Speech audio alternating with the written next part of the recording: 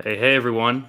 We are live, I think, here on YouTube, the Run Pure Sports YouTube channel. Here to discuss the Saturday, January 22nd. We're almost at the end of January. Wow, time's flying. Main slate on DraftKings. Here with Gavin, as always. How's it going, Gavin? What's going on? Yeah, we interesting slate. Finally, not a super soft pricing Saturday slate. It was pretty tough trying to build, so we're gonna have to dive deep into some of these games and pull out some of the beauties. Yeah, and we have another special guest. We got Kurt joining us this week. Kurt drops in the Run Pure core plays every now and then, to give his burner lineups. As long as they don't include Devin Cambridge, I think we're good this week. How's it going, Kurt? Ouch, hurtful. Going good, boys. Got my Florida State's on the slate today. Tomorrow. Oh yeah, coming off the huge win. What was that? Tuesday, maybe Wednesday. Wednesday, Friday. I think it was Wednesday. Yeah. So we couldn't figure out how to get this red line out of the middle of the screen. So, Kurt's just going to be dodging it the entire time. Boom. We're playing asteroids. Yeah, right. So we got a big slate here. So we'll dive into it. Every day I do a what's called a playbook on the Run Pure site for every main college basketball slate. And we have core plays for myself and Kurt and whoever else on staff wants to hop in there. Just kind of breaks the slate down game by game, gives my player pool and my thoughts on everyone who I think's in play. We will jump right into it. The first game, Rutgers at Minnesota. Rutgers 91st on KenPom, Minnesota 89th on KenPom. So pretty close there. KenPom's got it Minnesota 65-62 here at home. Rutgers 255th in tempo, Minnesota 279. So a slower tempo game. Gavin, why don't you kick us off here? Yeah, one of the certainly uglier games on the slate. You got a 128 total, Minnesota laying 1.5 at the barn. They've taken a tiny bit of money. The spread's up about a half point. But you got Rutgers off, two pretty impressive wins at Maryland by 11, and then the home, Iowa win by 2, which we can debate, how viable of a win that was, given I think shot quality had it Iowa 66-58, and the foul call at the end for Ron Harper was chicken shit at best. But that Maryland game was their only win and only cover on the road the entire year. They're 1-5 on the road against the spread, 6-5 ATS at home. We know what the rack is. And in that Maryland game, they shot 50% from the field and 46% from three when Maryland shot 6 of 25. So first, kind of before we break down into the DFS stuff, I went with Minnesota -1, partly because I just think that, the barn is not as trusty as it was last year when we just had home Minnesota, when they were just miserable on the road. 2-6 actually against the spread at home, but I think we're getting a little bit of value inherent with that against a Rutgers team who's going to try to make it ugly. There's just not a whole lot of firepower and shot making in this game all around, and the total reflects that. Yeah, agreed. You had said that you're on the Minnesota side. I agree. I actually just caved and bet it while you were talking there. I have a couple stats to add to that. Minnesota, really bad on the offensive glass. Just like it seems like their strategy, Gavin, right, is to shoot and just everyone falls back and no one tries to get a second chance. So that's going to limit transition buckets for Geo Baker and stuff like that. But yeah, I think this is a good bounce back spot for Minnesota here at home, kind of selling high on a Rutgers team that we don't think is that good. Kurt, well, why don't we go to you as we go into the DFS plays? As we noted, it's a slower game. Is anything jumping out to you on the Rutgers side here? With this shit of a game, Cliff's priced up too much. He looked so good last game where you'd almost dabble if he stayed low. But I still have interest in Geo, man. Like if he gets hot, like the ceiling is so high. And I know it's a shitty game, but like if he sees the ball go in 1 or 2 times, that motherfucker will chug, dude. and the ceiling is high. Yeah. So I still got interest in Gio. I'll have Gio tomorrow. Yeah, and Gio got there on Wednesday without really hitting any shots. So That's I think big. That's not like him. yeah, right. big. So I think Gio's a good play. I agree. I had both Gio and Cliff on Wednesday. Got second to our own Gavin here in the queue. Belated congrats to Gavin. Congrats. Yeah, blind squirrel and shit. You know what they say. Yeah, massive win. Already bought my Tari Eason jersey. Yep. He What did got he go for? 47, I think. Jesus Christ. In the Bama game, right? Yeah, Days got hurt in the first half, and he just went nuke in the second half. That's why Sharif was out there. Yep. But, yeah, so I think Cliff, when I opened the pricing, I was hoping that his price hadn't moved. That's what I was exactly. First thing I checked was that. I was like, fuck. Because Minnesota, how you get them is inside, but up near 7K, Gavin, I don't think he's really in play here. Is there anyone besides Geo Baker on the Rutgers side? And then anyone on Minnesota got your eye here? You're not playing anybody over Geo on the Rutgers side. And I get the play with Geo. I wonder about the ceiling on this size of a slate and this kind of game environment on the road where, like Steve was saying, they're going to limit kind of most opportunities. Where I think it gets kind of interesting is if we do get Eric Curry back unowned at sub 6K when he should get, a good amount of minutes and where they've had massive trouble on the interior, I think could be an easy mix in at 5 to 7% ownership in your 150 where you're going to be probably 5x the field or 7x the field on either one. I don't hate Eric Curry if he is ruled healthy for this spot. All right. So what if he's out? Do you have any interest in, what's his name? Charlie Daniels. I can't even remember his name. He was that freaking forgettable on the slate last time. He did fine. He played. And the thing was, he honestly played like shit in the first half, and still kind of got there. He still got to 19.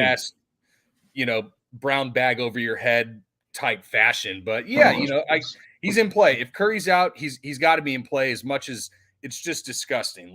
But it is what it is. The guy's going to play until he fouls out probably in this spot.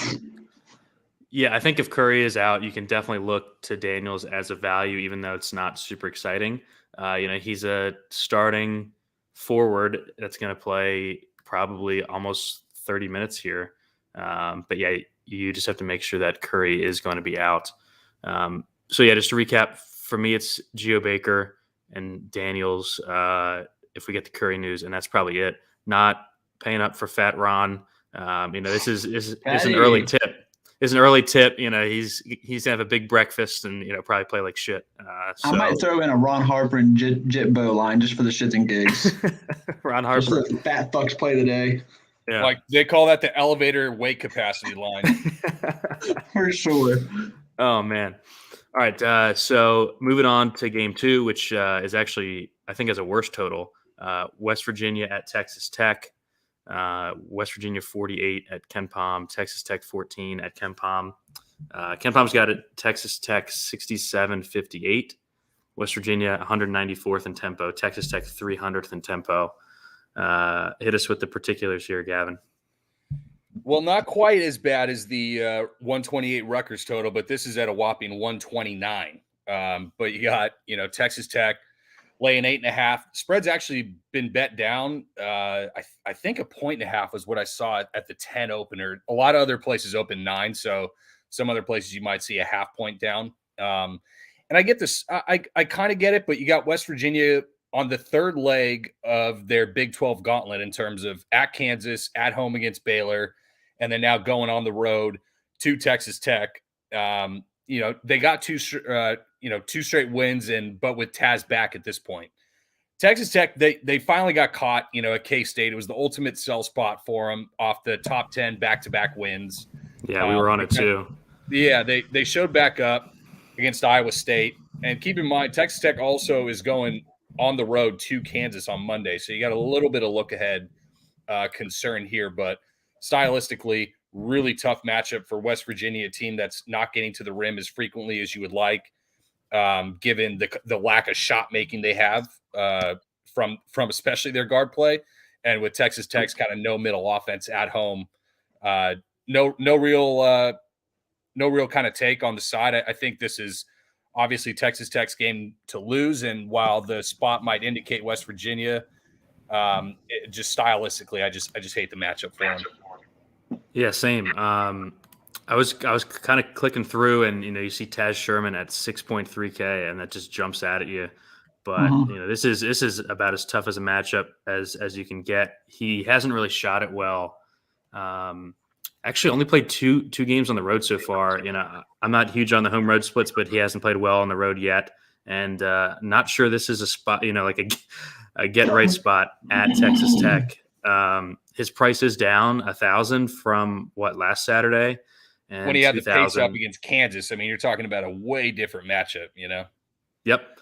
So Taz's price just stands out, but the matchup in the game are so bad that I'm not sure that I'm going to get to any West Virginia here. What do you think, Kurt?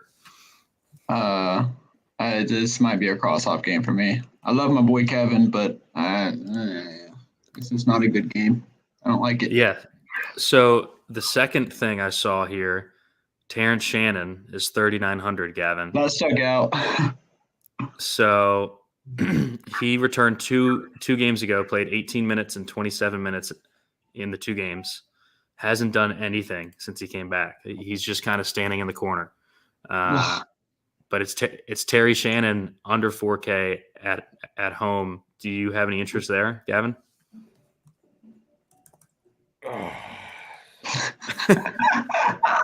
I want to so bad because that is my kind of play where Podge or projection probably just poos all over him because he hasn't done anything the last two games. But fuck it, let's do it. If he's projections like him unowned, I could have a little bit of interest. But if he's going to be 25-30% plus, then I'm probably out. I mean, we do talk about Texas Tech having the number one defense in terms of not allowing near proximity shots. I mean, so if you figure West Virginia is going to be shooting from the outside, I mean, how many of those shots got to go to Taz and Sean McNeil? I feel that they both actually have probably a little bit better floors than people would think in this matchup, but I think the ceiling is going to be tougher to attain for them, barring a super hot streak or some unforeseen peripherals that are an anomaly. Yeah, agreed. I have some interest in Shannon here. I mean, he's under 4K, and yeah, he projects well just because they're using season-long baselines, and I don't think if he plays 28, 30 minutes here that he's going to take 3 shots again. So, what do you think he'll be on? I mean, he projects decently, but there's a lot of value on this slate. So I'm not sure if he's going to be necessary. I haven't tried to build anything yet. So, but yeah, I mean, I think he's a good play. You're giving up a little bit of equity with the game being so bad. 67 team total is not great on a 11 gamer. So let's move on to a good game. Well, a good total at least. Syracuse at Duke. Duke coming off the midweek loss to your Noles there. That was awesome game in overtime. Ken Palm's got it. Duke 85, Syracuse 72. Syracuse 125th in tempo, Duke 118. Duke's going to be without Keels here, Gavin. What do you think about that and about the game overall? First game environment. I mean, you got 155.5 total, pretty much tied for the best game environment with Seton Hall St. John's, and you got Duke with the best team total, potentially with a more condensed usage share on the team. So you certainly got to look there. There's a couple interesting ways to think about it. One is the easy 1-for-1. Okay, just put Jeremy Roach back in there and leave AJ Griffin in the starting lineup. The other thing that I was kind of thinking about, which parlays a little bit into what I think could be an interesting GPP play that takes some onions and you're going to hate it. But Wendell Moore in this spot, does he take over more as the point forward in this situation for the team? We saw him do it earlier before Keels had gotten settled in as that kind of trusty point guard who was going to be able to facilitate the offense. The issue is that Wendell Moore hasn't taken more than 10 shots, I think, since like the month of November, which certainly has worries. But best team total on the slate, like I said. Mark Williams Back at priced home. up. AJ Griffin priced up. Paolo is what he is, at that given price.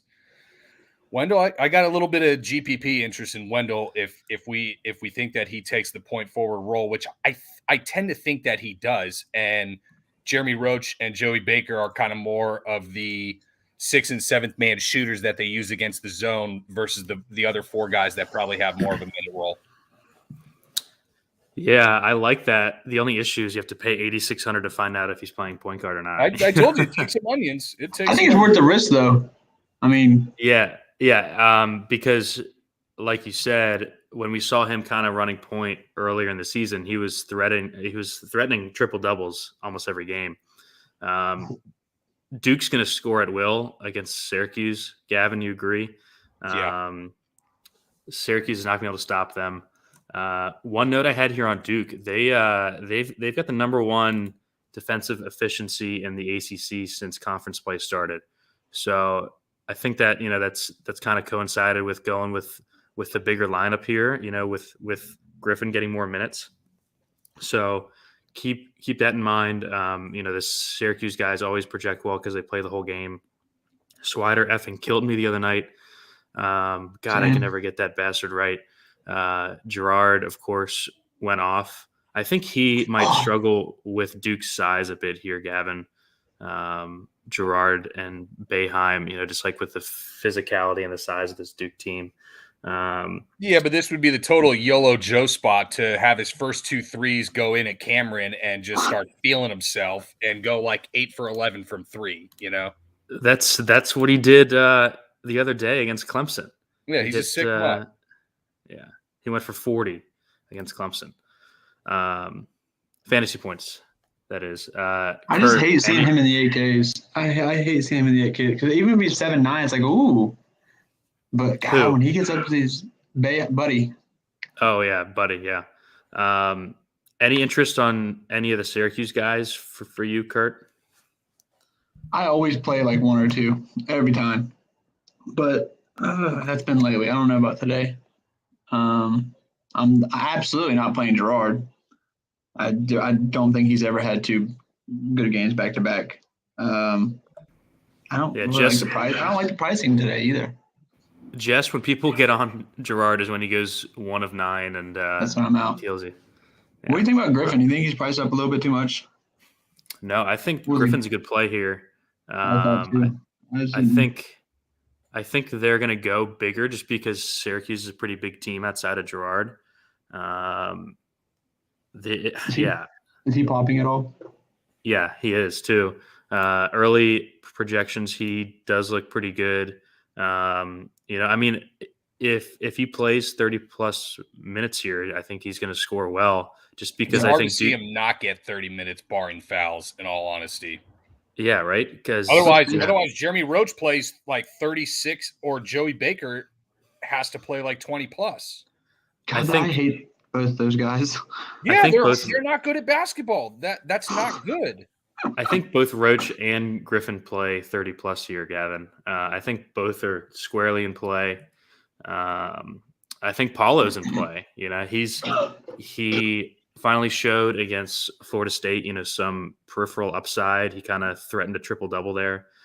I just think Duke scores like 90 plus here, and I want at least one piece. I'm going to do a lot of Duke ownership, at least 1 or 2. Paolo, welcome to the party. Yeah, Gavin's been playing Paolo at like 10% ownership for 2 weeks now. Last week, actually. You didn't play him last week? He did, yeah. I think this might be the best DFS spot of the season for Duke here at home, coming off the loss against a shitty defense. I think that they're going to set up well against the zone just because, oh man, that Wendell Moore call, Gavin, it's a little bit here. He got me at like 6 to midnight. Yeah, right. Because he's finally not 9K. So he's so expensive, but it's like, what if? He's Bro, not if he runs 9.6 point forward, anymore. he's gonna threaten a triple double in this spot. and I'm going to come. What about Mark Williams, Gavin? He played 34 minutes last game. Do you think that's because – I mean, well, I'll just ask you, do you think he plays 25 plus here? How does he not? I mean, Theo barring Johnson else, like, how does he not play 25? And if we're calling him pretty much a 1.4 to 1.6 like fantasy point per minute guy, I mean, do the math. He's at 8.3 though. He's got to repeat like the 54. You know, even the 34 points that he did against Miami in the nut matchup at home, pace up, same thing. When he was 7.5, you know, that's still only 4x. He's not really going to shatter the slate at that price. I think I would rather take a chance that Wendell runs point guard here and just goes for a triple double than play Mark. All right, we've spent a bunch of time on this game. There's a lot of plays on both sides. I'm not as high on Syracuse. I just think that they get drummed here. God, so Paulo, Moore, Griffin, and Roach all in play. Do you agree, Gavin? Yep. I don't think Jimmy Boeheim on the other side is a bad play at all. Whether it's cash or GPP, I just don't know about the ceiling that he has, but he's probably not going to burn you by any means. Swider, kind of similar spot. Yep. All right. Moving on, Virginia Tech at Boston College, the best game of the day. Ken Palm's got it. VT 68-62. VT plays like a snail, 338th in tempo. BC 288th in tempo. BC's lost 6-7. My boys started conference play 0-4, but Gavin, we won 2 in a row. You know, that makes you 2-4. Is that good? Better than 0-4. In the ACC and the worst Power 5 conference in the country. Hey, we played 20 conference games this year. There's a lot of time to turn it around. A lot of time to beat up on some mid-major cans. I mean, ACC underlings. How dare you, sir? Conference win's a conference win, baby. What do you think overall about the game, Gavin? Dude, when there's 120 games on the slate, I don't know if I would bet other people's money on this game because you're probably then forced to watch it, which you're then subject to eye herpes. So, you know, it is what it is. BC's lost 6 of their last 7. They lost a bye game to Albany, you know, in December. Then they took a 3-week pause. Now they're 1-4 in ACC since then. Virginia Tech, tough spot, second straight road game after squeaking out the NC State game, I think by the hook against the spread. But yeah. Virginia Tech also going to North Carolina on Monday, which will be, I think, their third game in 6 days and second road game during that 6-day stretch. And I think is going to be the bye spot on North Carolina. But yeah, this is just an ugly matchup all the way around. We got 128.5 total. Virginia Tech minus 5.5. Spreads down a point. Some people are actually running to the window to bet their post-tax income on Boston College. God love them. It ain't for me. Yeah. For DFS purposes, well, actually, before I go to that, I will say Tech has been pretty bad defensively in conference play, and it's shown up in metrics. They're 15th out of 15 in adjusted defensive efficiency within conference play so far. So, you know, we're really getting exposed in the paint, which is annoying. But BC just really struggles to score. You know, they're 275th in offensive effective field goal percentage, which is just pathetic for a Power 5 school. For DFS, Kurt, with this low total, Tech basically plays 5 guys the entire game, kind of like Syracuse or St. Bonaventure. And the prices are low, at least for the guards. Do you have any interest in anyone in this game? Eileen, good shot rate, 4,700. But I mean, are you gonna play any one of your boys? Probably Eileen not. Where? Oh, Naheem Eileen, not Eileen. I thought you said I thought you said Eileen and then didn't say anything. No, I got it. I was making a stupid dad joke. Yeah. Storm has like a a floor just because he's out there so much, but he just doesn't shoot. He's not shooting the ball well. My deal with Naheem Aline is that he shoots it really well at home. He's been awful on the road the entire season. Let me pull it up real quick. You got Boston College 306th and 3-point defense percentage. So I know. Maybe Stormer or Aline gets hot, but as with Kev over 8K and Mutz over 7K, when one of the only thing that BC does well is they're 13th in allowing offensive rebounds. So, it's going to be tough for them to at least get kind of those putback bunny easy ones. And in this game environment, take a GPP flyer on Storm or Aline and call it a day. Yeah. So while he was saying that, I pulled it up. Storm is shooting 45% from 3 at home, 28% on the road. Aline shooting 39% from 3 at home, 26% on the road. So, I mean, that's what's killed this team the entire season is they just can't score on the road. They can't shoot. Hopefully, for my sake, a date at BC and their awful 3-point defense kind of cures that. But I'm not sure if I'm going to play them in DFS.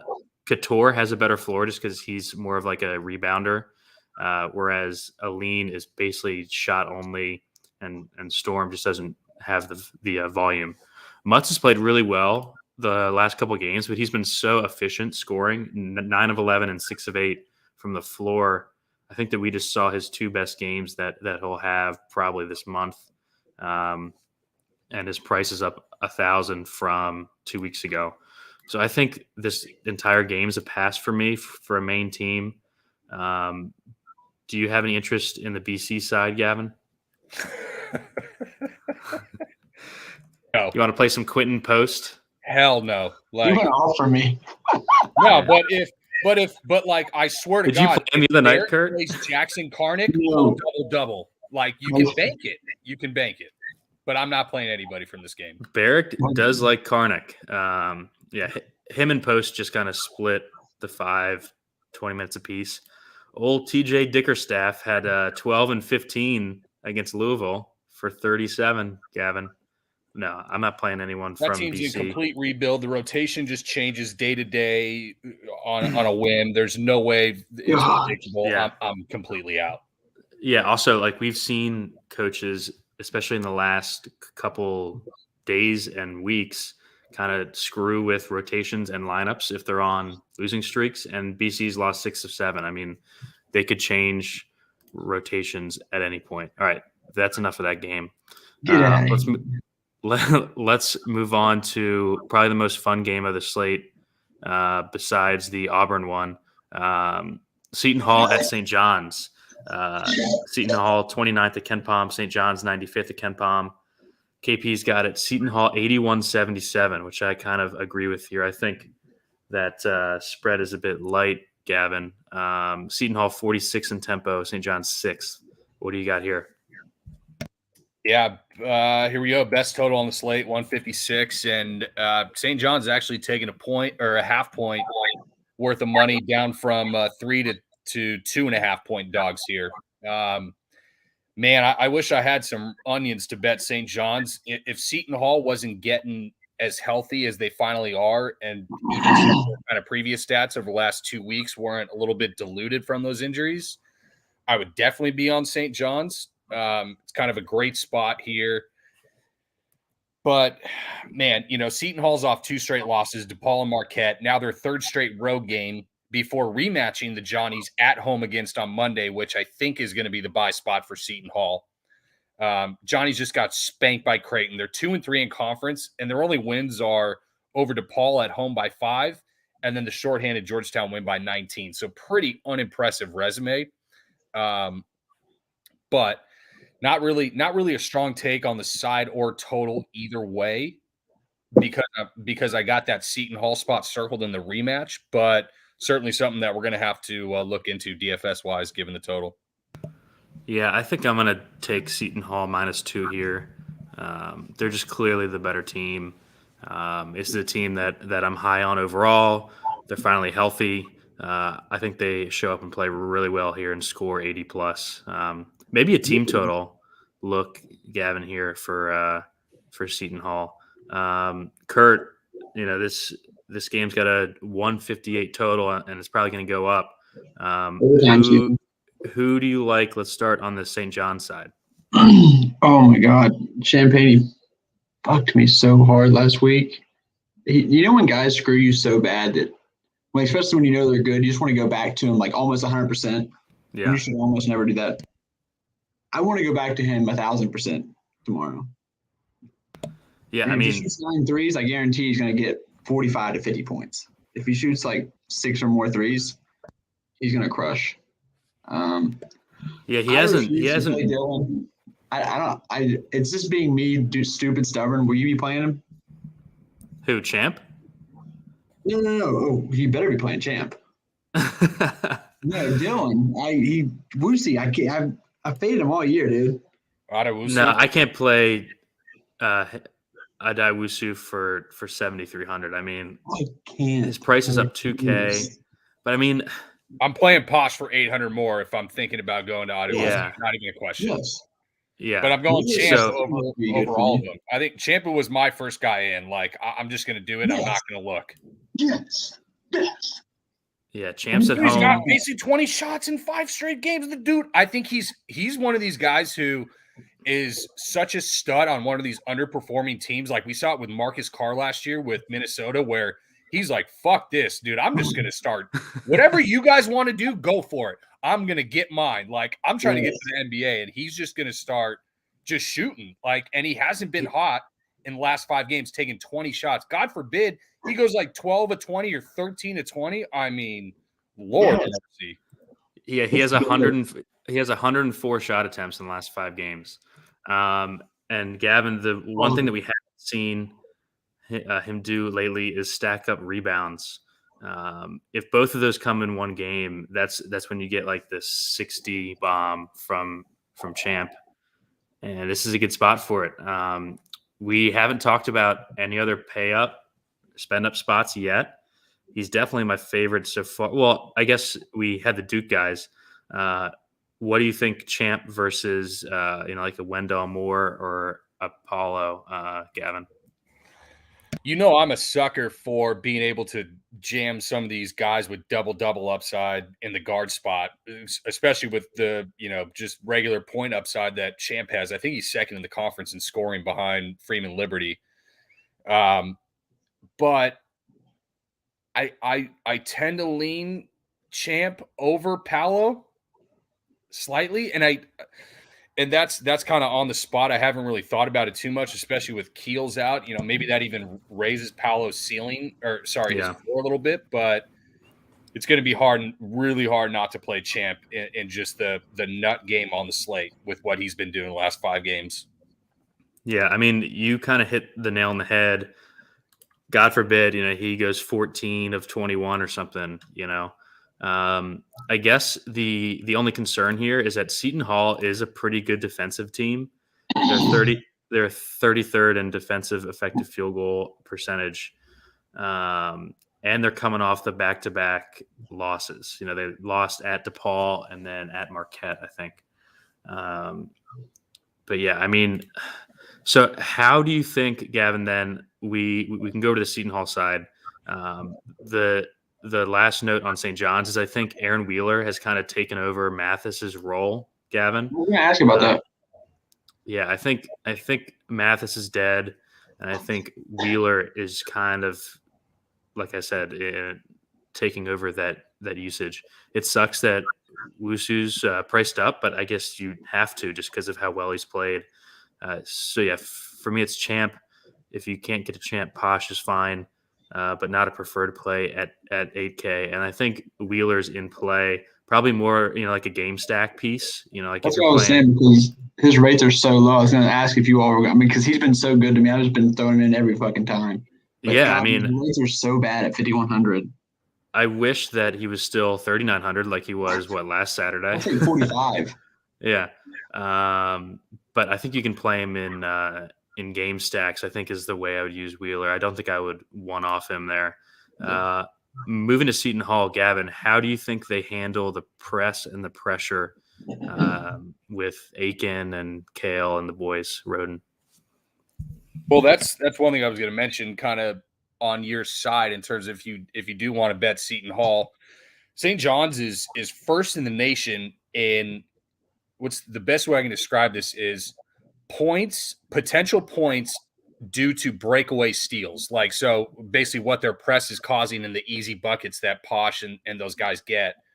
And Seton Hall, 32nd in turnover percentage with multiple ball handlers on the floor, led by 12th year senior Bryce Aiken, who's obviously been cooking the last couple. They should fare pretty well with the press. Not to mention, Kadari Richmond at 6'5" gives them some pretty good size and physicality and foot speed to combat. And maybe it might even be Kadari Richmond on Champ because I could see that. Tyrese Samuel doesn't have the foot speed. Kale's going to get back down. Yetna's Roden. I don't know. Roden doesn't play defense. That's his issue. Yeah, I think Samuel's been kind of phased out at this point. That's what's crazy. I'm really surprised that Tyrese Samuel has been completely just ousted. But they've lost 2 games in a row. This is what we've been talking about. These coaches will change the ancillary pieces. I mean, they just gave up 96 points to DePaul. Sometimes shakeups happen when you do shit like give up 96 to DePaul in regulation.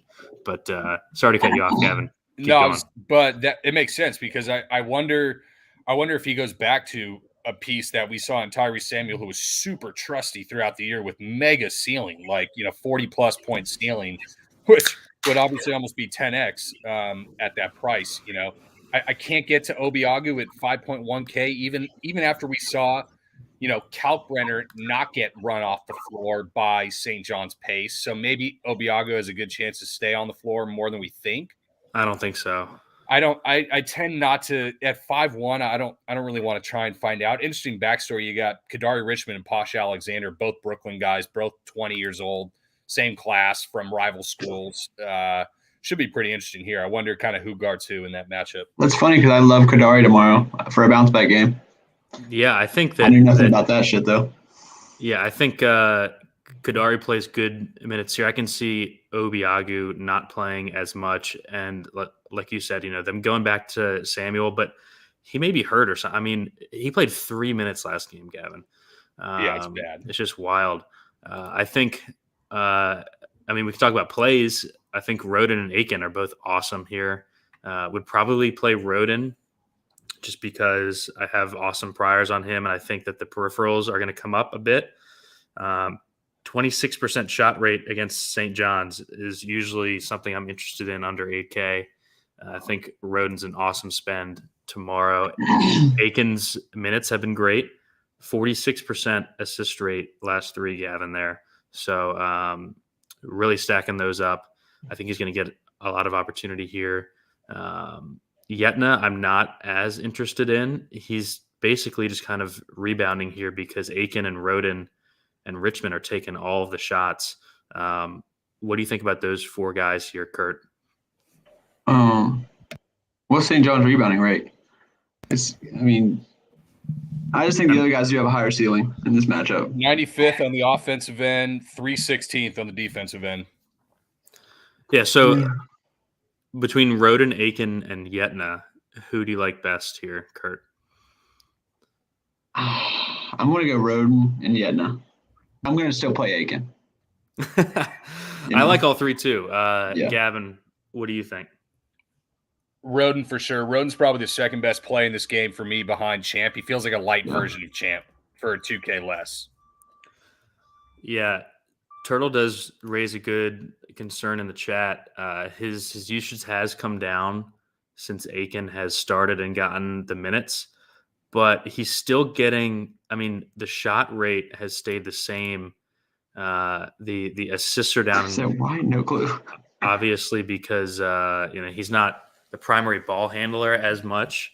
But man, the shot rate is awesome. But yeah, I think you could play both Roden and Aiken here. What do you think about that, Gavin? Roden over Aiken given ceiling, but I get the Aiken play. Yeah. All right. So a bunch of good plays here. We didn't mention Miles Kale Do you have any interest there, Gavin? Now that he's back under 5K, No, he sucks at basketball. he just doesn't do. He's on the court. I view him as the light version of Wheeler. Put him in a game stack for funsies. Yeah, right. I think that's fine there. No, Wheeler's going to get shots as kind of the wing piece for him. Miles Cale just is trash. If he didn't make an emergence on that team when they had like 4 scholarship players 2 weeks ago, he ain't gonna do nothing now with everybody back. That's a good point. All right, so we'll move on then. Nova at Georgetown. Ken Palm's got it. Nova 77, Georgetown 63. That's a big spread for a road game. Nova, of course, plays slow shit, 355 tempo. Georgetown going to try to pace it up, 32nd tempo. What do you got here, Gavin? All right, so total-wise, 140 total. Villanova laying 14.5 on the road. Spread has actually even gone up a point, which is kind of interesting given Georgetown is now finally healthy, kind of with all 3 of their guards back. But, we thought we had the old Villanova back after kind of their last 4 or 5 games. And then they go and they lose their first home Big East conference game in whatever it was, like 8 or 9 years. It was something ridiculous like that. But they had just been completely crockpotting teams. Last 7 opponents in the Big East scored less than 70 points. 3 of them were below 60. Georgetown, 5 straight losses and 4 straight conference losses. But at this point, they're finally as healthy as they've been in a while with Carey and Harris both back. It was promised. The thing that actually worried me was Dante Harris had actually some ankle issues in that St. John's game, and we saw him at a couple different points where the game stopped and he was kind of on the ground grabbing his ankle, but kind of gritted through it and played. Tough matchup for Georgetown, though. We obviously know what we get in Nova with 348 tempo and Georgetown with, the 32nd best tempo and 62nd quickest average possession length. And when you're one and done, like you are likely going to be against Villanova, really tough spot for them, but still lean the Georgetown side and took the full unit bet on the under 140 here. Yeah, I tailed you on that under. I think that's a good play. I think Georgetown struggles to score, and Nova tries to slow them down a ton in this game. There won't really be a crowd there because Georgetown doesn't draw. Hey, I want to go to the game now. Now that you said that, I'm going to go to the game. You should. You can go watch Justin Moore, with his crazy hair, drop 25. I'm at him right now. All right, so we'll go to you, Kurt. Any interest on the Georgetown side here at home? You've got Aminu Muhammad, who shoots a million times a game but cannot make a shot. He's awful, but he always projects well. So yeah. We saw Iga Faye come back. Ego F.A. God, that was horrid. You sound like a Jeski right there. Ego F.A. Yeah. All right, so he's played 27 minutes in back-to-back games, basically a rebounder only, but Nova doesn't really have, that super strong post presence. 24% rebound rate for him, and he's under 4K. Any interest in any of the Georgetown guys? We saw Carey come back during the week as well. He balled out, didn't he? Yeah, he did. Yeah, he played real well. I don't want to check. I don't like none of the Georgetown guys. I could see them getting there, 1 or 2 getting there. It's going to be a low. I can see one of them getting there, but I can't. I'm not going to kill a lineup trying to guess. Yeah, I'm happy that they're not all popping in projections, so I don't have to play like multiple Georgetown pieces on a big slate like we've had a couple Saturdays in a row. So I'm probably off Georgetown, except the big man. I won't say his name because Gavin will make fun of me again. F.A. How'd I do? Ego F.A. That's right. Perfect. Pristine enunciation. All right, Gavin. Education. I'll give you the layup then. Why don't you talk about the Nova pieces? Yeah, the reason it's hard to get to Carey is because Justin Moore is less than $1,000, and he's pretty safe. He's about probably as safe as it's going to get for a 7K guard, full minutes. Even in a blowout situation, we saw him sit their last blowout against Butler a little bit, but I mean, he's pretty much chalk for 33 plus minutes with good rates and good shot. It's we'll see. When I'm sitting on an under in this game, it'll depend on kind of what I view him as compared to the other kind of high 6K, low 7K guards, because I think there is a couple in consideration. But he's certainly in play. We saw I mean, look, I want to play Ego Efe, and I wish that you didn't just completely steal my thunder and just poo on, he's only a rebounder. First of all, I can put him at guard with Nova having minimal to no interior defensive threat that I worry about. But on that same note, if you like Ego Efe for the lack of interior defense, then you also might like Muhammad getting to the bucket more a little bit and having softer looks. I'm not playing Muhammad. I'm done with Muhammad. He also does throw up some dumb shit. I want to play him because I know everyone in the industry fucking hates the guy now. I'm not playing him against Nova. So, like, Eric Dixon's priced up, man. They're daring you to play Brandon Slater at this sub 4K price, but I don't know. He's Moore and Gillespie have just taken such a role in the offense. It's hard to see some of these other guys getting there outside of those two. 31 and 32 minutes, the last two close games for Slater, and he still hasn't done anything. But tomorrow's a new day. I think this is going to be his best chance to do something, right? Georgetown can't slow anyone down really. I think Slater's fine, but it's like if you're deciding, let's say Gavin, like Slater versus a Terry Shannon, they're the same price. The ceilings aren't even comparable, Yeah. Right. The question I was going to ask, the game that we were just on, Justin Moore or Jared Rhoden. What do you think, Kurt? Rhoden for me. If you had to pick one, Rhoden? I mean, Gavin? I'm mad at Moore too, but also the game environment. I'm Rhoden for me. Gavin, what do you think? I think that Justin Moore might even give you a little bit better floor. Like if you had to give me those options in cash, I'm probably taking Moore, but in GPP, I'm probably taking Rhoden. Yeah, I think I might want to get both, honestly. But I didn't give you that option. I made you pick. I think I'm more over Gillespie for the 300 less. Although Gillespie's peripherals have been pretty good lately, which is, and he's shooting a ton, 26% shot rate. So yeah, I mean, I guess that's kind of splitting hairs. I think both are really good plays here. I think they're going to score at will against Georgetown, and if Gavin's plus 14.5 comes through, they'll play 35 plus minutes. That Butler game, they won by 40 and they still played 30 minutes. So wait, what side did he take? No, I said I lean Georgetown, but I have the bet on the under. Gotcha. Yeah, love your under bet. Love it. Yeah. So that's where we're at on this game here. I'll probably be fading Georgetown on my main team. Slater's interesting. Samuels, we found out. I was watching one of the games last week, and one of the announcers just kind of casually dropped that he's been battling like this bad knee issue for 2 months. I haven't heard that. Imagine. So he's better than what he's shown us. Okay, good. That's all I need to hear. Okay, thank you. I was like, which Cousin Jermaine.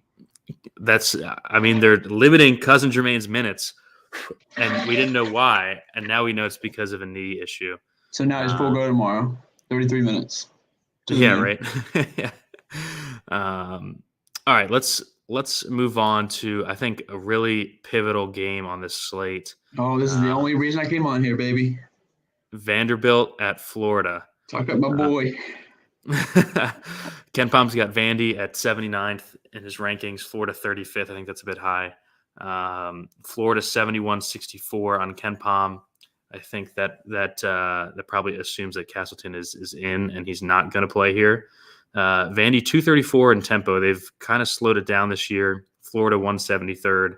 Gavin, before you go, I just wanted to note Vandy has been a lot better defensively this year overall. What do you got on this game?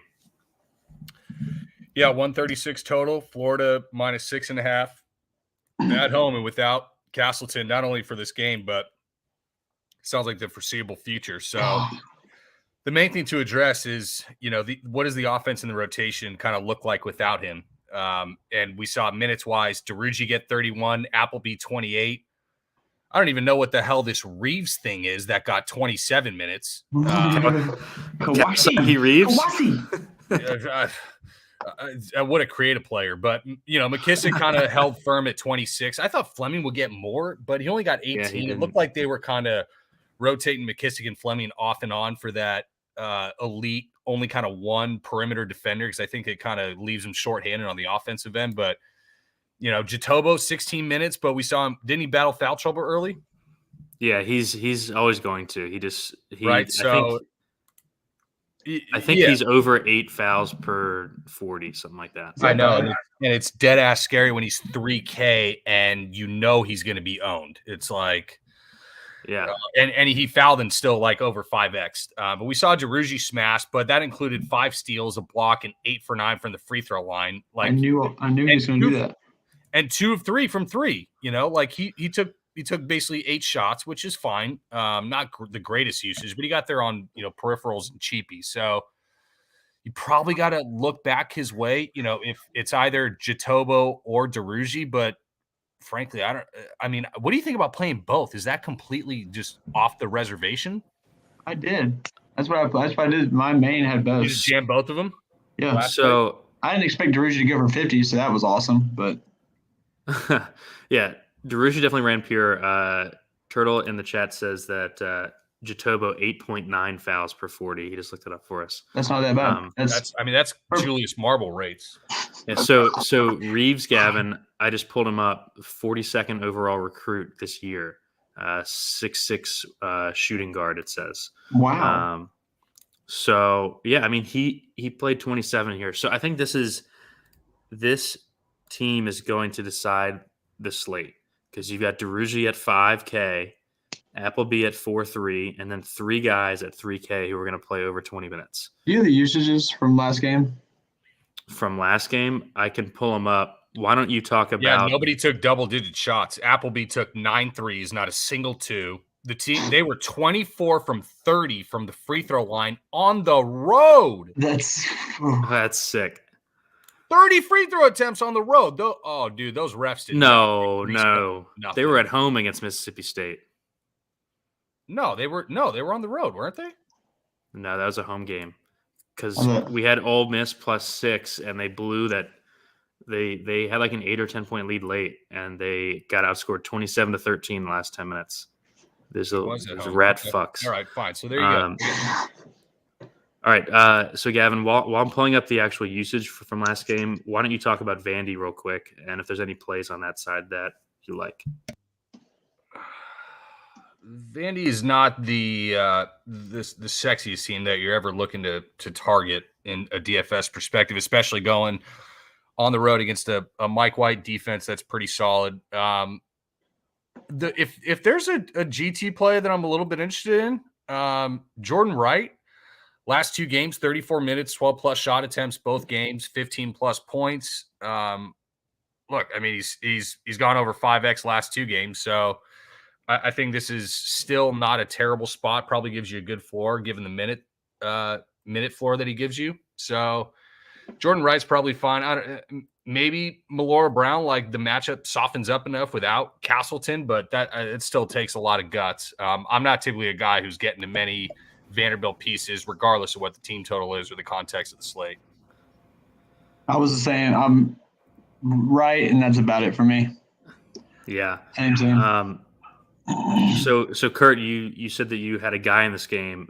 Who is that? Who do you like here? Oh, just Fatty. You're gonna play Fatty here? I'm gonna be lighter than what I was, but he's fat and it's fun. So I'm gonna do it. So yeah, Gavin said he's play of the day. Yeah.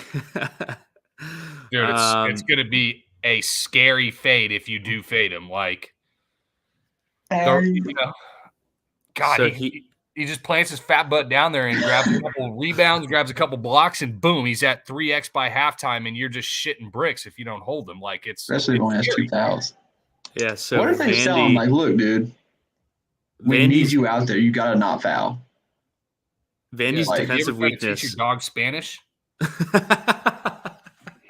It's probably about to go as well as that. Oh, Wow, man. Steve, what did you say? I was just going to say that Vandy's defensive weakness is inside. They're 12th out of 14 in the SEC defensive 2-point percentage. I think Chitobo's interesting. Gavin, what do you think about him versus Reeves? So Reeves played 27 last game. Probably Jatobo, as disgusting as it is, just because of the fantasy rate. God. If Chitobo goes 5x tomorrow, I've not had a cheeseburger in 7 years. I'll eat a fucking cheeseburger if that motherfucker hits. In honor of his fat ass. Dude, this kid, He this hit is not 5X this is last not, game. This freshman is not Sharif Cooper showing up in the middle of the season at 3K with the lead point guard role in the nut spot for Auburn. He doesn't need to be. He's 3K. I don't know. He doesn't need to put up 50 fantasy points. He buries me, so be it. I do like it. I do like that he's at home here. I think I'm Reeves over Jatobo here. How dare you? I just think that his minutes are more solid because he's not going to foul. Well, wait a second. Hopefully he doesn't foul. His chances of fouling are less than Jatobo missing time because of fouls. How about that? And I think that, Florida needs scoring. He's scored 14 real points in back-to-back games. He's easily, he's 7x'd the last 2 games at this price without doing anything peripherally at 6'6". I think there's upside with Reeves. I think there's a lot of dangers with Jatobo. I think you could probably play both. I think the optimal is going to have probably 2 Florida guys tomorrow.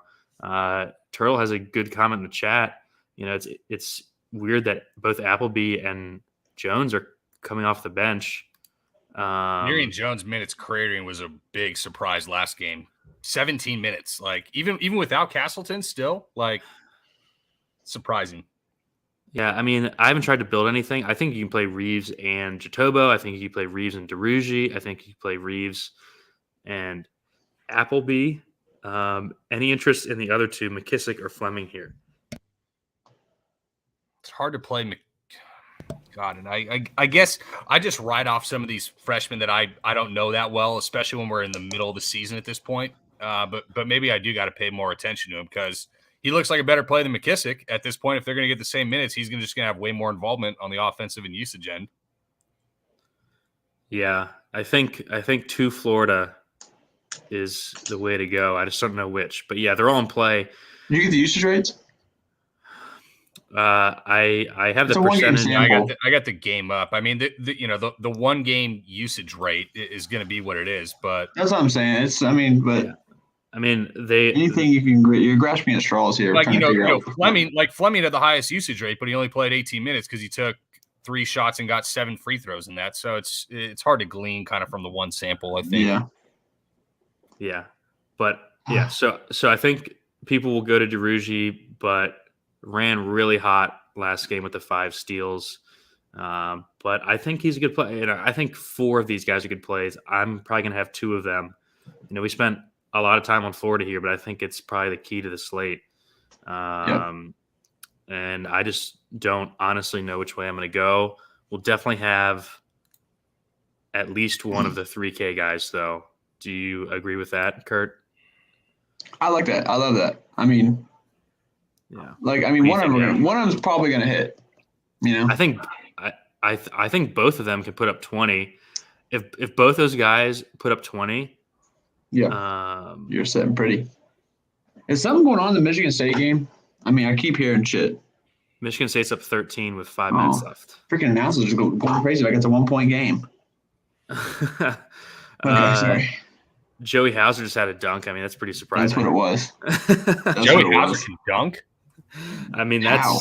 That's as surprising as it gets. It's all right. We spent enough time on that game. Full fade of Vandy for me. 2+ pieces of Florida. we'll be chatting about it in the Discord all morning, I'm sure. Let's move on to the best game of the day, maybe the best game of the month.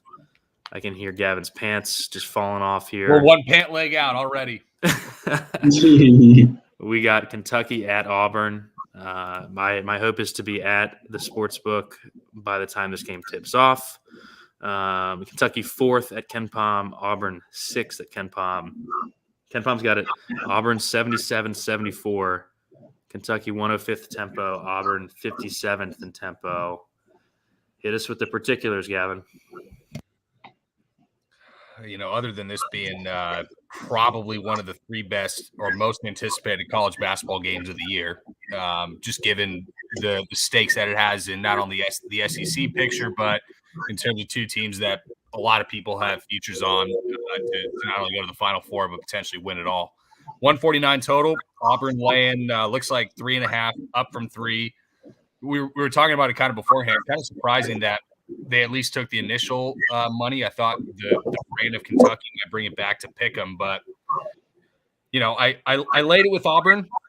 You got an Auburn team that's 8-1 ATS at home, 14-4 against spread on the year, versus a Kentucky team that's 1-3 ATS on the road, 9-9 on the year. Certainly playing better, and has all their pieces, back with Severe, Ty going now, and we've seen them, play relatively well, at least the game before, not the A&M game. But one thing that worries me, and the kind of one of the main reasons why I took Auburn, Kentucky, not only, the most frequent transition team in the country, with Auburn being a top 10 defensive transition point per possession, but also Kentucky 2nd in mid-range rate in the entire country.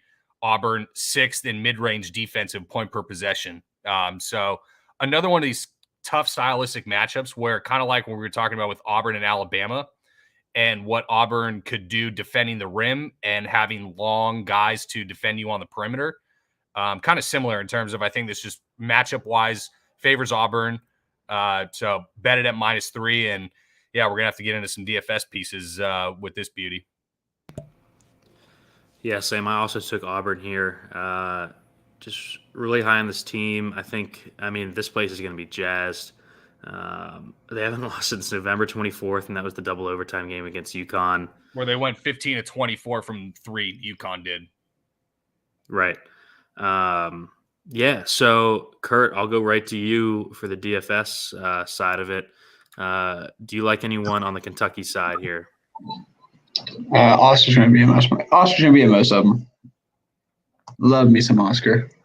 I have gotten the rest of Kentucky guys wrong all year. Besides Ty that one time. So yeah, Oscar, and I'm probably find one more to get exposure to, but I don't know. What about you? As far as Kentucky goes, Yeah, so I played Oscar on Wednesday. I played Oscar on Saturday. I played Oscar pretty much every time he's been on the slate this year. Yeah, I'm not sure if I'm going to play him here.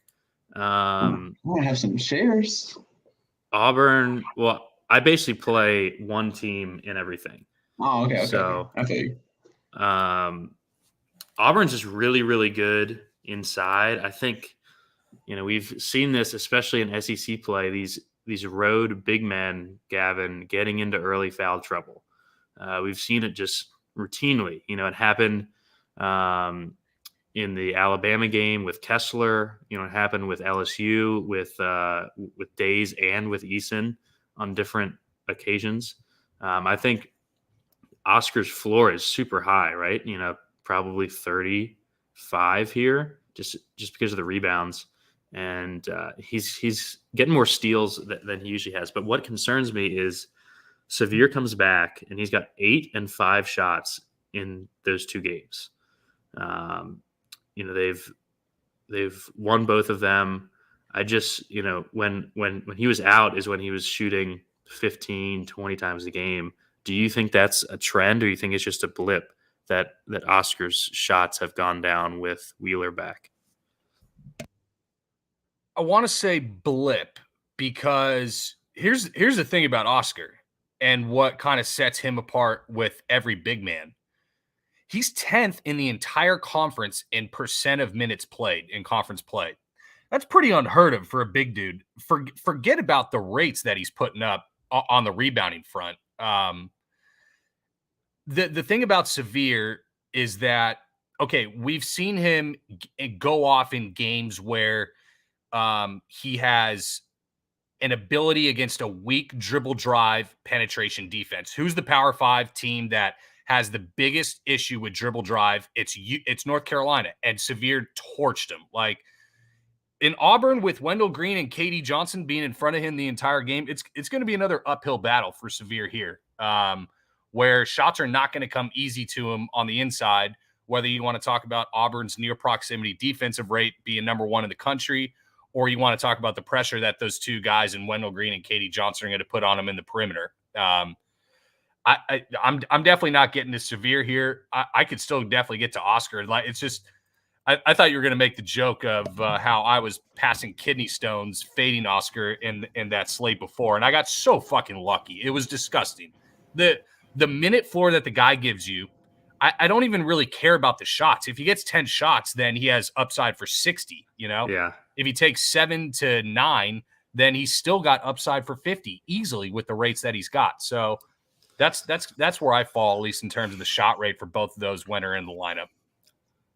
Yeah, Gavin's referring to the Wednesday slate. I was at the DePaul Xavier game, not watching, and chasing him down in the qualifier, amongst other things, and needed one more bucket from Oscar to tie him.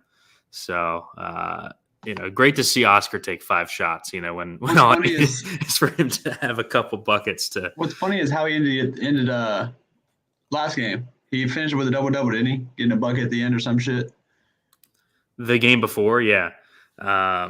So yeah, I mean, here's one thing too. I'll note about Oscar. Okay, when he was playing Texas A&M, and you watched, because I watched almost every possession of that disgustingly eye-gouging game, but every shot that went up, Oscar was the only Kentucky guy rebounding at all down there. So Texas A&M just threw 2 guys at him, both undersized, and both just tried to just beat him up down there and try to not let him get both hands on the ball. And it made it a lot more difficult for him than I thought it was going to be. And then, but there's going to be no double teams for Oscar. It's going to be Oscar versus Kessler, pretty much one-on-one. I think this is the live betting spot of the card. If one of these bigs goes out early, even though both coaches will play through 2 fouls, in the first half with these guys, I think that's, especially the earlier that it happens on either side, you got to look the other way, because they're just going to have such an advantage to any backup that comes in, given how good those guys are. That's another thing that I was thinking about for this one. Absolutely. So I think Kentucky, we're all pretty much in agreement. It's Oscar or pass. I think you could play Severe in tournaments just because we've seen like huge assist games from him. And this is such a pace game that I think that he could definitely get there. Who interests you on the Auburn side here, Gavin? We've got Kessler and Smith, both priced down here compared to when we saw them, let's say, for like the Bama game. I have a ton of interest in both of them here. Do you have a favorite between Kessler and Smith? Dude, I mean, Walker Kessler he's tough, because especially now after he took a shit for a couple games, now he's got 7 blocks and 6 blocks coming into this game, back-to-back 38-plus point fan, just to tantalize us in the good total. But the dude also could, foul very quickly in this spot. So if I had to pick a favorite, I still think I want Walker Kessler because of the block upside. Like, Jabari's probably pretty safe, given we've seen his minute spike in some of the closer games like Bama, and especially if Kessler fouls out, or not fouls out, but gets into foul trouble, then Jabari is even more likely to be slated for, more minutes, even though Cardwell and Jalen Williams will back him up some. But man, Turtle says in the chat, decision points of the slate, I think, because I think you need one of them. One of them probably goes nuts here. Yeah. Kessler block rate's 20.5%. It's disgusting. Yeah. Yeah. I think, and the thing is, he's like 3 or 4 inches taller than Sheboy. I mean, Sheboy's only like 6'8", I'm pretty sure. 6'8", 6'9", maybe. Yeah, I think Kessler is the best play. I think Smith is an awesome tournament play. I think he's super safe for a good game. And like you said, if Kessler fouls, we've seen him go nuts. I love that he's played 30. What's the Gavin gut call play in this game? Is it Alan Flanagan? You fucking know it is, baby. They're going to make me play Alan Flanagan right here. Like 4,400 Alan Flanagan.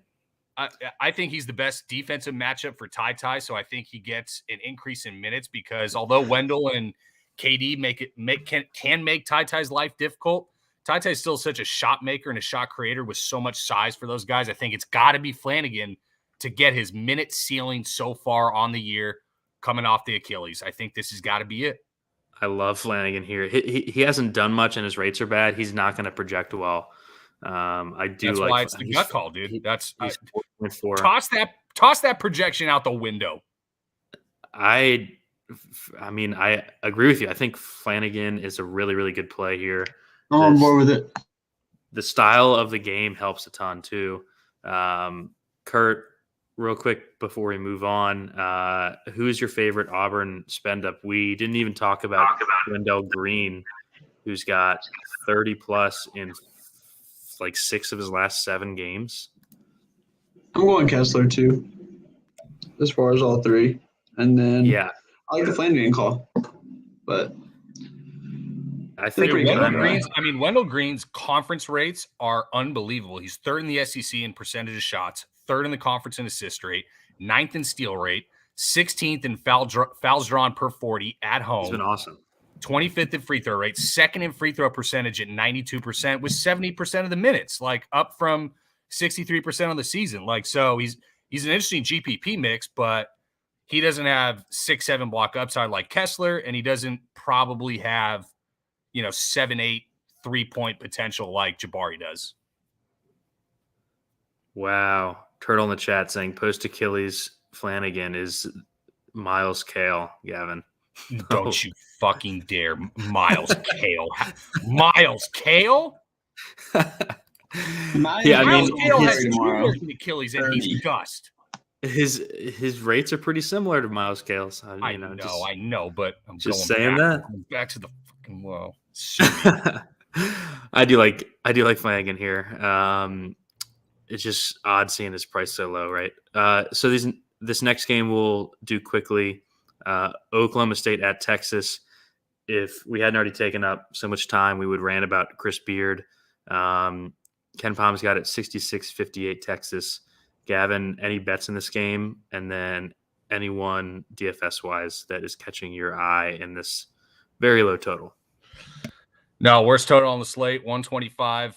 Texas laying 8.5 at home. Nothing like taking 8.5 points with a 125 total. So nothing for me on the bet side, nor the total side. There's just way too many games. And then I'm going to have to watch this thing, which I don't recommend to anybody. And so the only note I have is the only thing to discuss in this game, betting / DFS wise, is if you want to ride the Texas forward merry-go-round.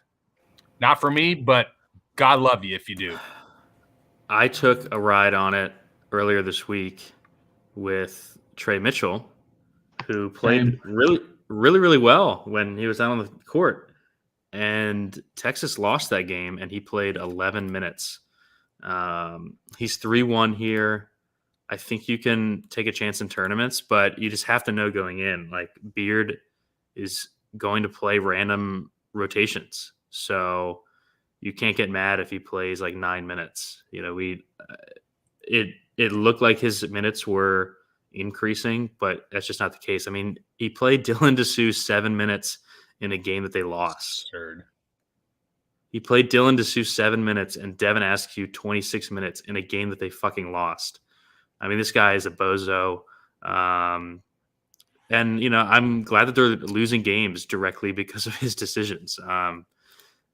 He kind of deserves it. On the other side, Gavin, your pokes here are running like a 12-man rotation. I assume that you don't want any part of that. Now, I wouldn't spend other people's money on any one of these OSU guys unless you want a disgusting Rondell Walker, but like he's not the play that either one of those 3K guys on Florida is. So, no. Does anyone else miss the COVID Oklahoma State team?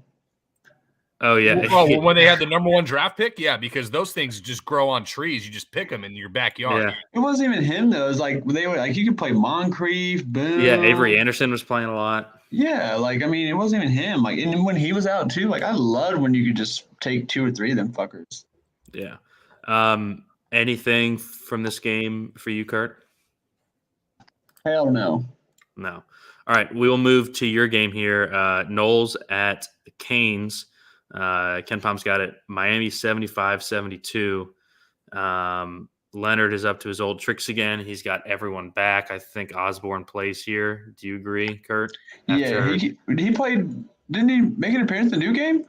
Yeah, he played there, and then he took the North Florida game off. Yeah.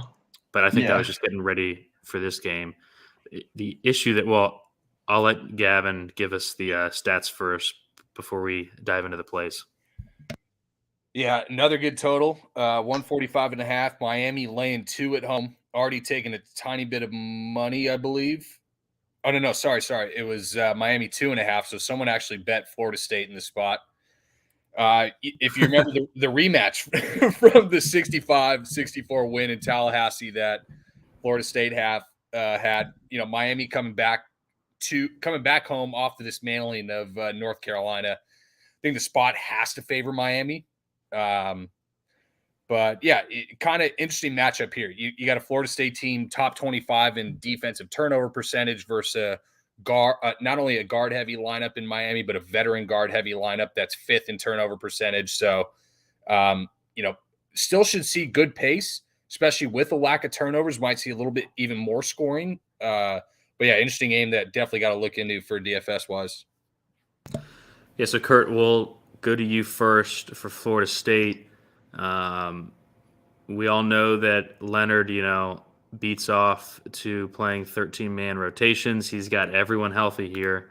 Are you taking a stab on anyone on the Knowles here? Pretty sure Wyatt Wilkes is lock of the slate.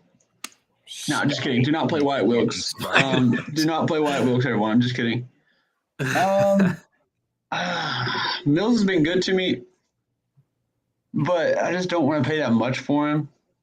And then, obviously, Osborne's still kind of like the injury's still a little something if he was since he's out of the North Florida game. So I actually have a little bit of polite.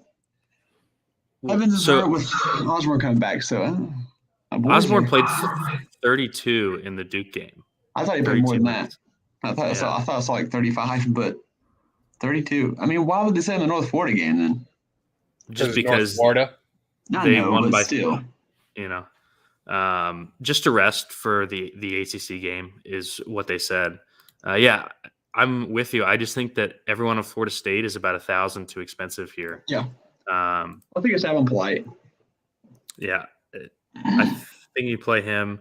Not touching the forward merry-go-round, as Gavin says. Do you agree there, Gav? I think Florida State's a stay away, and Miami, you just want one of the guards. I think McGusty has been awesome. Make sure you get one. Freaking McGusty, man. 24% shot rate, 25% rebound rate. Guy's been just unbelievable. He crushed for us earlier this week in the UNC game. Gavin, why don't you talk about the Miami guys? I'm going to pull up what they did in that last Florida State game because I'm pretty sure they all struggled. Yeah, well, obviously the game barely got to like 131 or whatever it was, but yeah, if the question becomes Chuck Moore, McGusty, or Wong within 500 of each other, I'm going to go McGusty every time. Now, the thing that I liked about the North Carolina matchup was that I alluded to previously how bad UNC is just in terms of getting in front of your defender, getting in front of the offensive guy and just stopping dribble drive penetration. And McGusty was like 17th percentile best in the country in terms of dribble drive point per possession. So it's going to be a little bit tougher here with the Florida State team. It's going to be a little bit longer, a little bit more athletic on the perimeter, but especially if Osborne is gimpy, I mean, they're going to put him in the pick and roll right out the gate. And Florida State already, when they're full strength across the season, is 189th in pick and roll defensive point per possession. So it's still a pretty good matchup, I think, Miami-wise. And I think the lean has got to be Miami -2. But when it comes to DFS, we saw the Isaiah Wong nuke last game. In this instance, especially coming off the Wong nuke, I'm just going McGusty first. And I'm not going to play Chuck Moore at 7-9. I'm not. And if like I say every show, if he poos on my chest, I will welcome it with a ripped off shirt, Chuck. Like Odell style? Yeah. Straight old Cleveland steamer. Give it to me, Chuck. At 7-9. Get the fuck out of here. He's gonna fucking crush at 7-9 overpriced and not that great of. Yeah, I'm not playing. I guess right where he took a dump against UNC, but I can't believe I missed the Isaiah Wong game. He is my guy too. God damn it. Of course, I played him earlier this season, where I'm pretty sure he had the lowest score he's had all season. But Didn't anyways, you have McGusty though? I had McGusty. Yeah, doesn't matter then. Well, could have played both of them and locked up a cool 95 fantasy points. Damn, didn't think of that. Yeah, I think McGusty is gonna have a good game. So he kind of struggled in that Florida State game. Still got to 30 fantasy points. But again, we've talked about a bunch of these 7K guys. Like, you're making decisions, Gavin. McGusty versus Justin Moore, McGusty versus Roden, stuff like that. McGusty versus Wendell Moore. So I'm not sure where I fall yet. I just know that I've been super impressed with him. He hasn't shot it well from deep. If he hits a couple threes, could definitely go for 40 plus here. He's definitely my favorite play of this game. Anything else here, Kurt, before we move on to the last one? No, just on your point of like the 1v1s and stuff, like it makes it tough too because you're not really stacking up this game. So like it's really just a one-off to get different. So, but I'll still have some exposure to the Miami guards. I might even have one Chuck Moore just out in the libs. I'll never mainline a Florida State piece. No.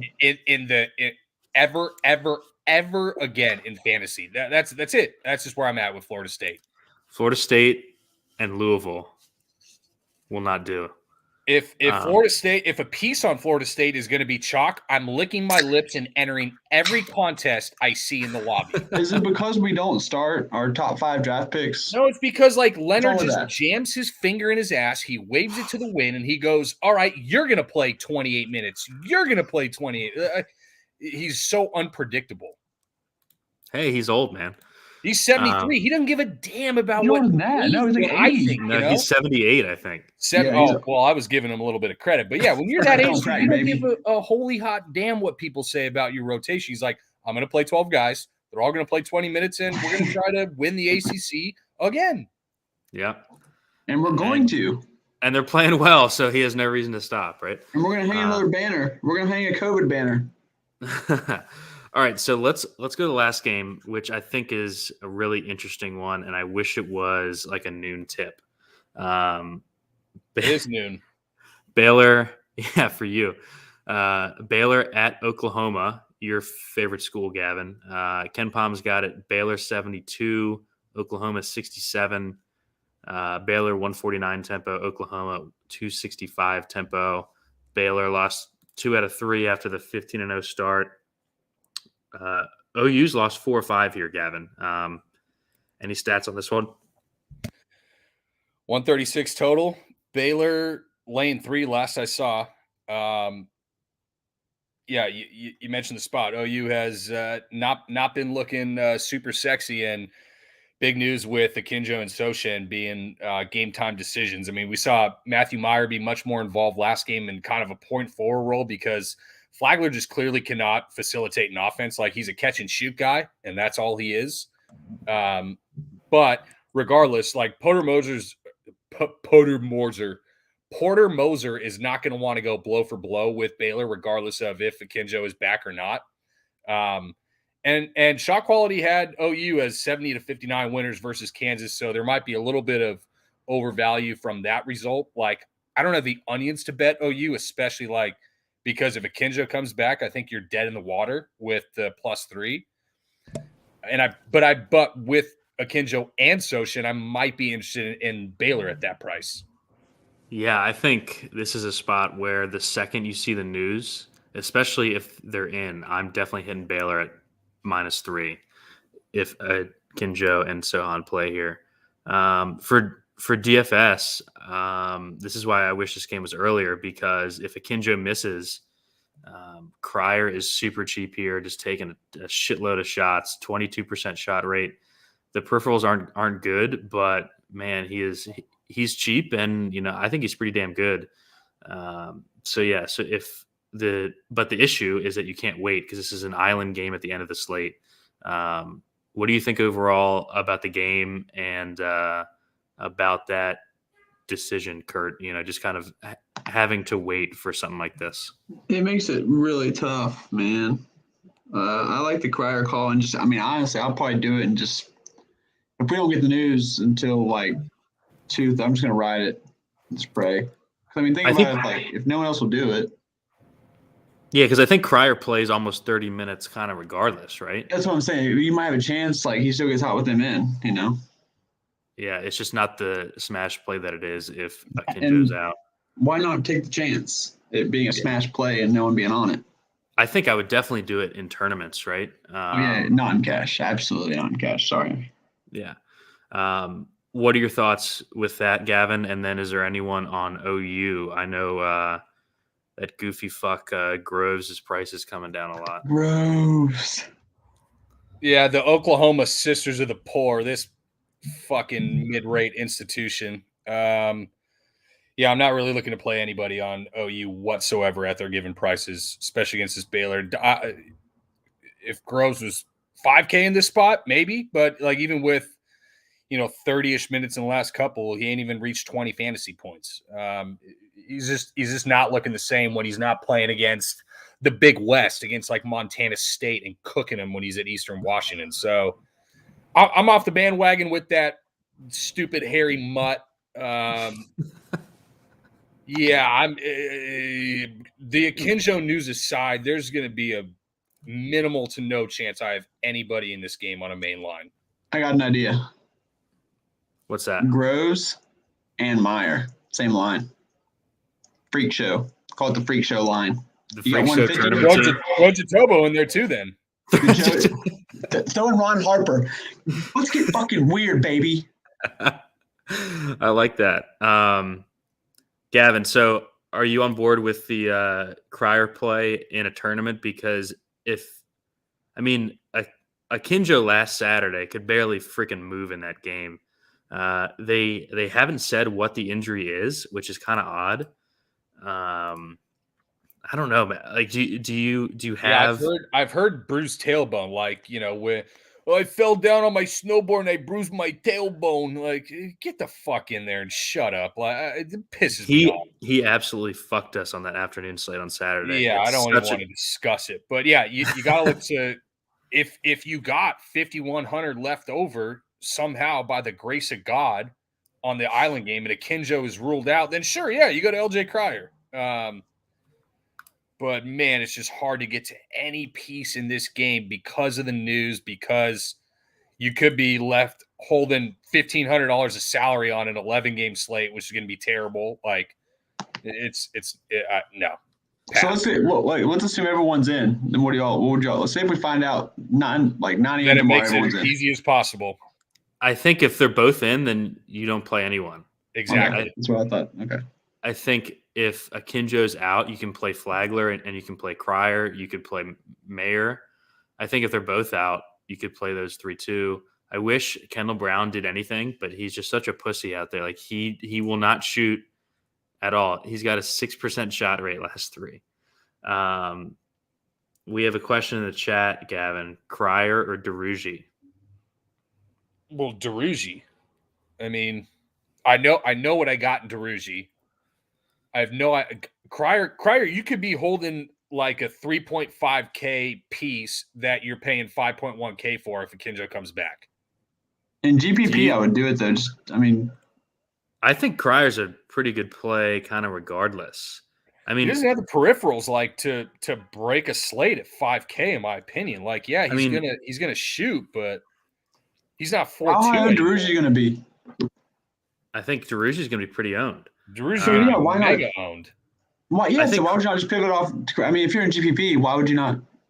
Yeah, I think Cryer's a really, really good tournament play. Obviously, because, DeRozan's much safer. all right, Much so safer. so Gavin, if those guys are in, he's still going to play 25 to 28 minutes and take 8 to 10 shots, so he can get you to 20, 25, even if those guys are in. If Akinjo's out, I think he's got 30 plus ceiling. I think he's an awesome tournament play. Probably my favorite of that range on the entire slate. I don't know. We'll see how drunk I get tonight to see if I put him on my main team. I probably won't, but who knows? Who knows? All right. We'll wrap this up with Gavin. Why don't you, just kind of a snap call. Give me your favorite 8K plus play on the slate. Other than Champagne? Damn it.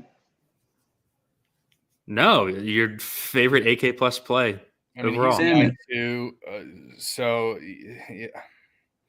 I'm going Champ. I have a really hard time seeing how he fails in this spot. So I'll take the pussy way out.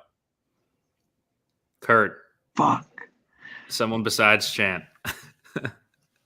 You should have took more. I thought you were going to say Wendell Moore. Yeah, I mean, give me a chance. So Man, I'll take Wendell Moore. it takes stones for a main line with how much I'm going to have him play. Like, Yeah. man. No, I think Moore is a tournament-only play, but I think he's a really good one. I think he's a good one. I'm going to have a Wendell Moore plus LJ Cryer team tomorrow. I'll go Oscar then. I'll go Oscar in the bad matchup. Okay. Yeah, I mean, with the Florida value that we talked about, I think you can play multiple of these guys. Yeah. So I like starting with Champ and Oscar and going from there. Yeah. Well, that's because you like Jatobo, that fat fuck.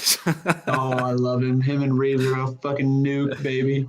Applebee's not gonna touch the ball. He's not gonna shoot. Hell, he might get the COVID tomorrow. I'm just fucking. We can stack all Florida. Yeah. The more I look at it, Steve. Yeah. I just think we see a ton of ownership around Champ, Oscar, and Kessler. I'll play Powell then. And probably Powell. I think he'll probably be the fourth out of those guys because he doesn't have the rebounding rate of Oscar, he doesn't have the shot rate of Champ, and he doesn't have the price of Kessler. But I think we'll see a ton of ownership concentrated around those guys. So yeah, Wendell Moore, it's boy, God help me. My favorite. You talk me into it. Don't back up now. I mean, not the name, but I think mine is going to be Kessler. I've actually got him right for most of the season. I missed one smash game. I think I missed the 11 block game, which is a shitty one to miss. But and you played him when he had 20 fantasy points when Jan Zedek had 30. I mean, why? Like, why would you play him over Jan Zedek? God damn it. Yeah. I think that the ownership is going to be more spread than you do, Gavin, on the spend ups. But that's just kind of a good call. I think they're all going to project kind of the same, and they're all in good enough spots where you can talk yourself into them, right? So yeah, I think that's where we're at. I think the slate's going to come down to the Florida pieces that you pick. And we went an hour and a half, which is about what we usually do if we do the Friday night shows. So thanks for hanging out with us. Thanks for stopping by, Kurt. We'll have to do this again. Gavin, as always. We made it. I know we did it. And you didn't have to do a hungover show on Saturday. So that is true. That is true. I mean, we're already profiting. Hopefully I put up a better performance than last Saturday morning. Good Lord. Yeah. That was my Curbelo flu game. What was worse, our performance on that show or on the main slate? Oh no, definitely my show. That oof. Yeah. All right. Well, thanks for hanging out, everyone. We will see you in the Discord, on Twitter, and hopefully at the top of the leaderboard. See y'all.